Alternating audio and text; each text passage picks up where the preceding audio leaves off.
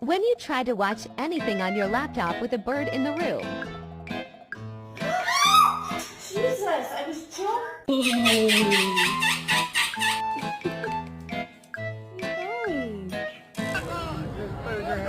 Give it a kiss.